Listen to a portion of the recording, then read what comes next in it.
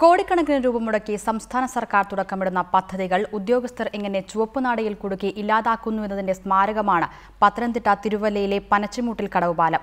2013-ൽ സംസ്ഥാന സർക്കാർ 4 കോടി രൂപ മുടക്കി പൂർത്തിയാക്കിയ പാലത്തിന്റെ അപ്രോച്ച് റോഡ് നിർമ്മിക്കാതെയാണ് ഉദ്യോഗസ്ഥർ നാട്ടുകാരെ വട്ടം കറക്കുന്നത്. തിരുവല്ല എം.എൽ.എ. മാത്യു തോമസ് മന്ത്രിയായിരിക്കെയാണ് നാട്ടുകാരുടെ ദീർഘനാളത്തെ ആവശ്യം പരിഗണിച്ച് പനച്ചിമൂട്ടിൽ കടവ് പാലത്തിന്റെ നിർമ്മാണം ആരംഭിച്ചത്. 4 കോടി രൂപ മുടക്കി പാലത്തിന്റെ പണി തീർത്തത് ഈ സർക്കാരിന്റെ കാലത്തും. ഇനിയാണ് ഈ പാലത്തിന്റെ കഷ്ടകാലം തുടങ്ങുന്നത്. അപ്രോച്ച് റോഡിന്റെ പണി അനന്തമായി നീണ്ടു. ഇതോടെ പാലത്തിലേക്ക് താൽക്കാലിക ഏണി വെച്ചാണ് നാട്ടുകാരുടെ സാഹസിക സഞ്ചാരം.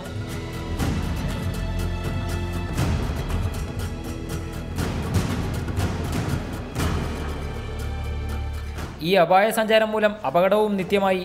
അപ്രോച്ച് റോഡ് നിർമ്മാണത്തിനായി പ്രദേശവാസികൾ സൗജന്യമായി സ്ഥലം വിട്ടു നൽകിയിട്ടും അധികൃതർ നിസ്സംഗതയിലാണ്. പാലത്തിന്റെ പണി തീരാത്തതോടെ തിരുവല്ല നഗരത്തിലെത്താൻ കിലോമീറ്ററുകളോളം ചുറ്റിത്തിരിയേണ്ട അവസ്ഥയിലാണ് നാട്ടുകാർ. തിരുവല്ല ഗവൺമെൻറ് ഹോസ്പിറ്റല്, പോലീസ് സ്റ്റേഷന്, താലൂക്ക് ഓഫീസ് എല്ലാം ഇവിടുന്ന് 1.5 കിലോമീറ്ററുകൾ ഇവിടുന്ന്. ഞങ്ങൾക്കൊരു അത്യാവശ്യം വന്നാൽ 13 കിലോമീറ്റർ കറങ്ങി അടിച്ച് പോകണം. ഒരു അത്യാവശ്യം ഒരു ആശുപത്രി കേസ് കിട്ടുക, ഒരു പാമ്പ് കടിച്ച് എന്തെങ്കിലുമൊക്കെ വന്നു കഴിഞ്ഞാൽ രാത്രി പോകാൻ വലിയ ബുദ്ധിമുട്ടാണ്. വണ്ടി പോലും കിട്ടത്തില്ല. അങ്ങില്ലെങ്കിലും രോഗി മരിക്കും. അപ്പോൾ ഇതിപ്പോൾ 3 വർഷമായി പൂർത്തിയാക്കിയിട്ട്. പാലം ഗതാഗത യോഗ്യമായാൽ ക്രെഡിറ്റ് എം.എൽ.എക്ക് പോകുമെന്ന് കരുതി പൊതുമരാമത്ത് വകുപ്പ് ഉടക്കുവെച്ചുവെന്നാണ് ആക്ഷേപം. ആനയെ മേടിക്കാം, പക്ഷേ ആനത്തോട്ടി മേടിക്കാൻ കാശില്ല.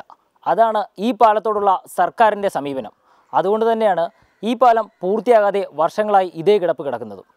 ക്യാമറമാൻ ഷമീർ പത്തനാപുരത്തിനൊപ്പം എസ് ശ്യാംകുമാർ, റിപ്പോർട്ടർ, പത്തനംതിട്ട.